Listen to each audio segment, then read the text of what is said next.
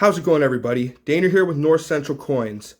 Well, the other week I went to one of my favorite coin shops, Coins Unlimited, and I picked up a couple mixed date nickel rolls. Now, I think I paid about $5 or $6 for each of these. I haven't done a coin roll hunt in a while. I'm not a huge fan of going out to the banks. Here in Canada, a lot of the time you have to go to multiple banks to be able to get enough to do a hunt, and I am not a huge fan of that. It's a bit of a waste of my time. I'd rather do other things with my time right now. Doesn't mean I won't do any more hunts, but I thought I would enter the cheat code in and I would pick up a couple of these mixed date rolls. Now, let's take a look. This one says 1937, 1939, 40 to 41, 46 to 47. And looks like we got a Georgie on the end of that roll, so that's looking good. This one right here is very interesting because it says 1948 to 49. Now, 1948 is the key date for Canadian nickels. It is very low mintage, I think somewhere around 1 million or something like that. So it would be nice if there's a couple 1948s in there. But it also says 49, 50, 37, 38. 38's another good one to look for. It says 45. There's just a whole lot of dates written on there. And this one also has a Georgie on the end. So we're looking good for those rolls right there.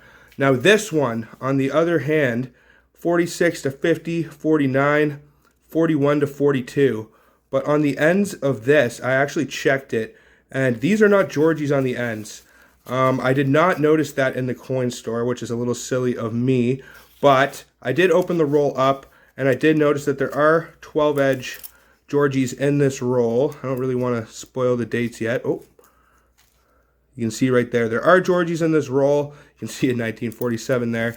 So I'm not too sure what exactly is going on with this or why there is modern nickels in this roll that I paid $6 for. So I might have to have some words for them next time I see them. But anyways, I'm going to start going through these rolls, see if we have anything good. And if we do, I will definitely tune you guys in as I go along. Before I do start this off, I would really appreciate if you all would hit that thumbs up and subscribe if you would like to see more videos just like this.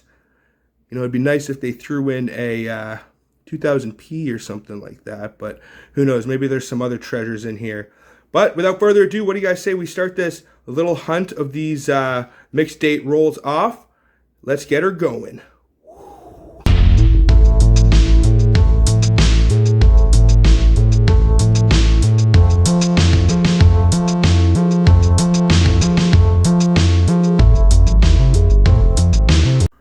Okay, what I'll maybe do is I'll go through this first roll here on camera and see what we are working with. So another date that I'm going to be looking for, another couple dates, is 43 to 45. I really like the World War II V nickels. This one is a World War II nickel, but not a V nickel. So let's see, 49. And there's a modern one. It'd be nice if this was a W or a P. That would be pretty rare, but I don't think that is going to be the case. Another 49. So a lot of the times you'll have a lot of duplicates in these rolls. We have 47, which can be a good date. It has a few varieties, the 47, 47 Maple Leaf, the rarest being the 47 Dot. I don't see anything there, but I always throw the 47s under a microscope just to make sure anyways. But let's keep taking a little gander and see what other little magical mystery surprises we have here. 46. There's some diadems up ahead. I don't like that. 2005. I don't know if the coin shop messed up or maybe somebody brought these in and they just bought them off of them. That's really what I am hoping, is that these haven't really been sorted and there might even be a variety or an error in here or something. 49. Oh, what's this one? Another 49. Oh, I thought this one might be kind of chromy from the wear on it there. A lot of 49. 49, 49. I think this says 89. Very interesting. But at least I'm getting this all on video, so if I need to show them at Coins Unlimited, I mean, maybe I can get like $1 off my next purchase or something, because I definitely did not intend to buy these for more than face value. 86. Oh, this was a 51. That would be a nice one. The 1951 non-commemorative is a very good nickel date to look for as well. But 1950 isn't terrible. Another 49 I can see there. Looks like we got a 1942, a World War II. What I'm going to do in between camera takes as well is I'm probably going to sort these by date, and I'll show you at the end how many of each different date I get, and then I'll probably throw them into my nickel collection. I have all of my George V's and George VI's all sorted by dates in separate rolls. One of these days I'll make a video where I'll show you guys my epic nickel collection, but probably the easiest way to do it, another 1947. I do like the 47s. I did actually pick up a Canadian Air nickel book the other day from 1953 until 1964, I believe. And you guys would be amazed at the amount of varieties and airs that there are in Canadian nickels. A lot of people know about the 1962 doubling, the 1957 bugtail, but there are a whole lot more varieties that I had no idea about, and you guys probably don't know about either, so I'm definitely be making some videos about those in the future. 2003. Why are those in there? I do not know.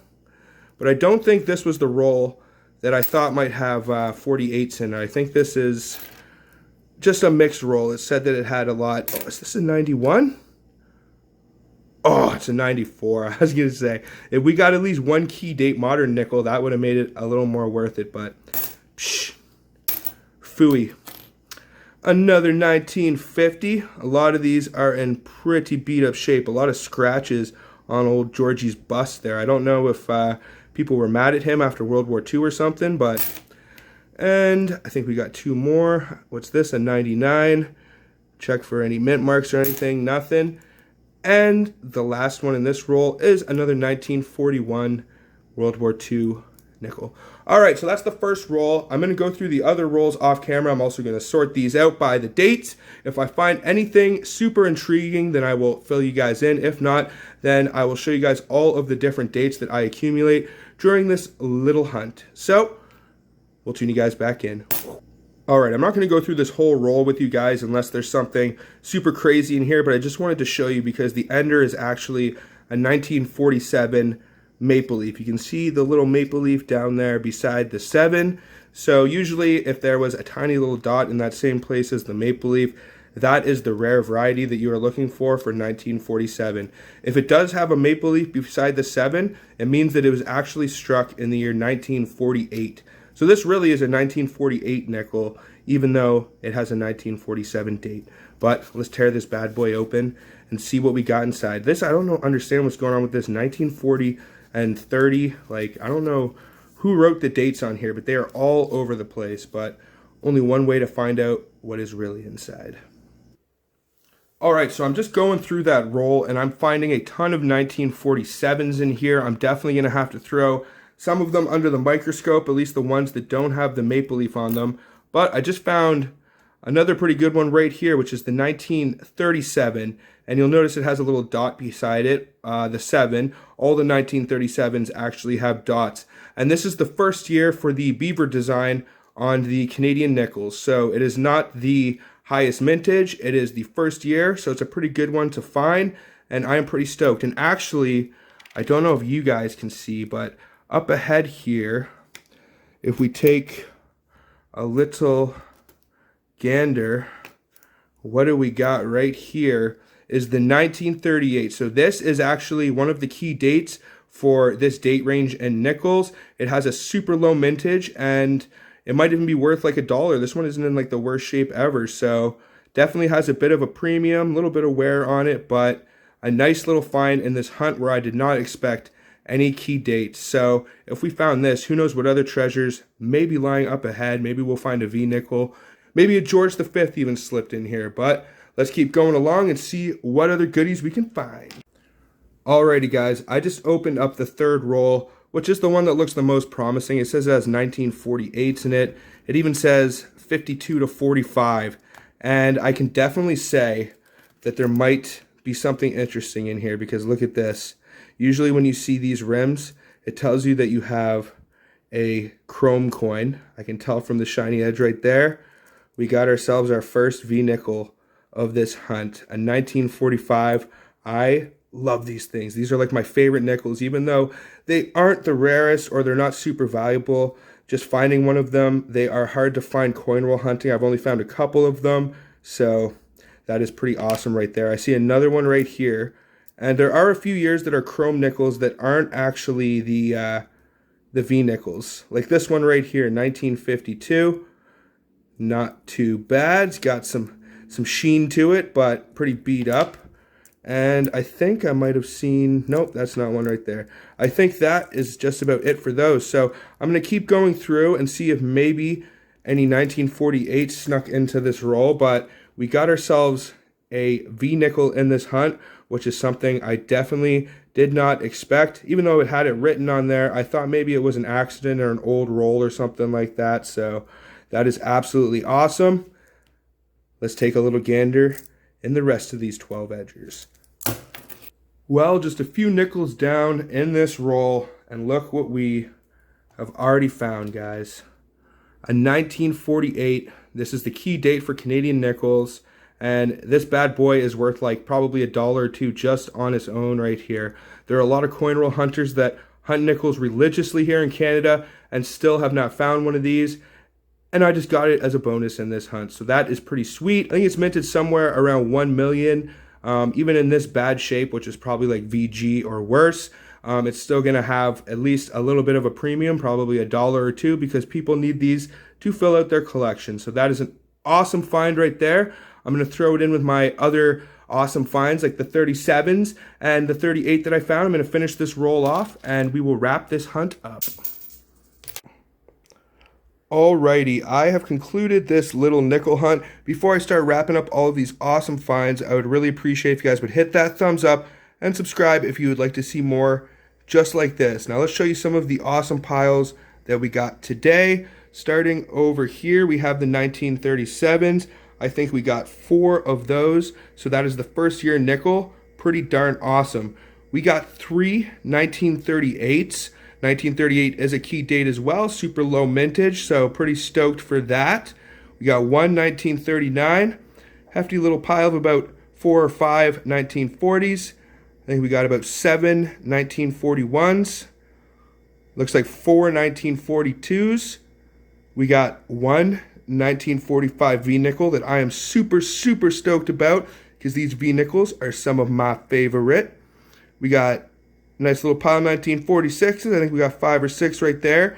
And look at all these 1947s that we got today, guys. We got a whole lot of 47s. We're going to have to check some of them under the scope after, see if we got any dots in there. I'm sure the coin shop already did its due diligence, but just in case they didn't, because I mean, we found some stuff we definitely should not have today. I'm going to have to see if we got any dots in there. But I think we got almost a full roll or more of these 47s. And then we did happen to find a second 1948, guys. So that's 2 1948s in this little hunt. I don't know if when the coin shop sold the rolls to me, they even knew exactly what they had. They were just sitting out on the counter with a couple of penny rolls, and there was a few more nickel rolls, and I just saw the dates on these, and I asked if I could grab them really quick. And it was kind of a hurry operation. They didn't really know what was going on. And he said, yeah, sure, $5 or $6. So definitely a great score right there. We got a huge pile of 1949s, I think about 10 or more. We got, I think, 6 1950s. And then we got 1 1952 chrome nickel. You can tell it's chrome based on the shine, especially on the obverse. It looks a lot like these V-nickels right here. But this was an awesome little hunt. I hit the cheat code for this one. It still feels really good. A lot of people are probably wondering, does it feel better if you go out and get rolls from the banks or if you just buy a roll like this and find goodies? I mean, I paid $5 or $6 for these rolls, but just in the nickel value and the numismatic value, I think I did pretty good today. If you guys want to let me know down in the comments what your favorite find was, I would appreciate that very much. If you haven't, please hit that like and subscribe for more just like this. And until the next one, everybody, peace out and have a good one, y'all.